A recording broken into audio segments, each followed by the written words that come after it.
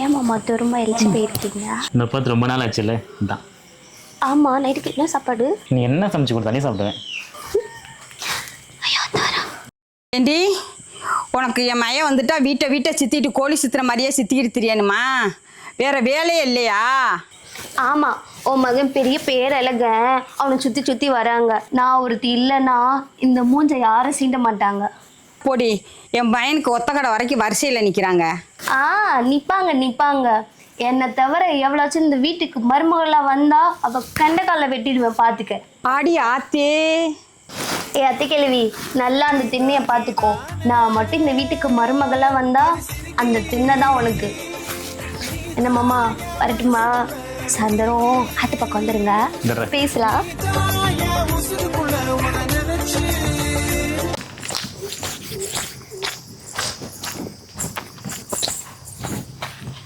ஏய், என்னாச்சு? ஏன் இவ்வளோ கோவமாக இருக்கு?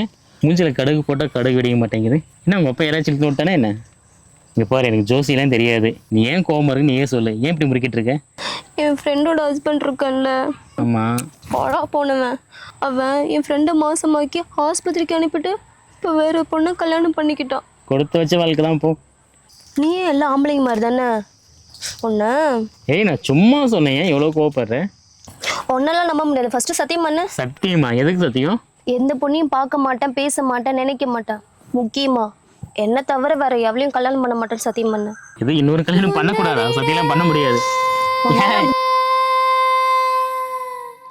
இந்த உலகத்தில் உசந்தது ஒண்ணுமில்ல.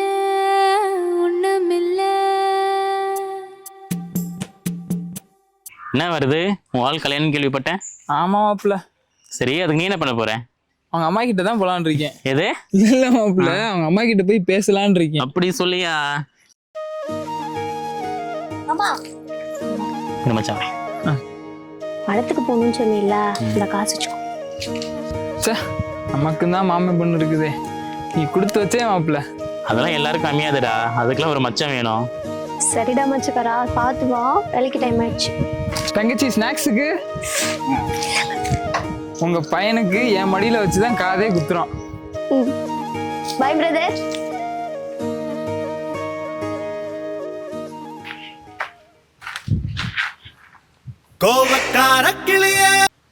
ஹலோ.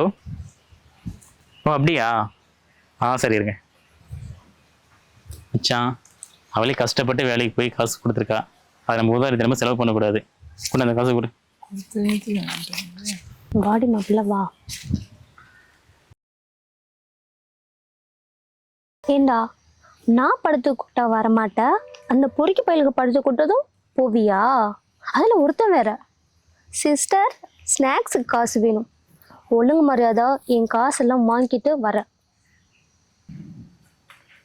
படம் கேக்குதாடி படம்? என் காசு கொடுத்தா. அலங்காரி அழகே அகங்காரி அகங்காரி மழை பூவின் வண்ணம் கொண்ட நந்தா விளக்கே. ஏமாம்மா ரொம்ப அழைச்சிருக்கீங்க. இன்னும் பார்த்து ரொம்ப நாள் ஆச்சுல்ல, அதான். ஆமாம், நைட்டுக்கு என்ன சாப்பாடு? நீ என்ன சமைச்சு கொடுத்தாலே சாப்பிடுவேன். ஏண்டி உனக்கு என் மையம் வந்துட்டா வீட்டை சித்திட்டு கோழி சுற்றுற மாதிரியே சித்திக்கிட்டு தெரியணுமா? வேற வேலையே இல்லையா? ஆமாம், உன் மகன் பெரிய பேரழக, அவனை சுற்றி சுற்றி வராங்க. நான் ஒருத்தி இல்லைன்னா இந்த மூஞ்சை யாரும் சீண்ட மாட்டாங்க. போடி, என் பையனுக்கு ஒத்த கடை வரைக்கும் வரிசையில் நிற்கிறாங்க. நிற்பாங்க. என்னை தவிர எவ்வளோச்சும் இந்த வீட்டுக்கு மருமகளாக வந்தா அவள் கண்டக்காலில் வெட்டிடுவேன், பார்த்துக்க. ஆடி ஆத்தே. அத்தை கேள்வி, நல்லா அந்த திண்ணையை பார்த்துக்கோ. நான் மட்டும் இந்த வீட்டுக்கு மருமகளாக வந்தா அந்த திண்ணை தான் உனக்கு. என்ன மாமா, வரட்டுமா? சாயந்தரம் ஆத்து பக்கம் வந்துருங்க, பேசலாம். தம்பி, நேரத்துக்கு சாப்பிட்டு போப்பா. அப்படி என்ன உனக்கு வெட்டி விரிக்கிற வேலை இருக்கு? இங்கே பிரதி கேள்வி, என் மாமாவுக்கு கரிச்சு கொட்டாது, திங்கிற சோறு கூட ஒரு உடம்புல ஒட்டாது.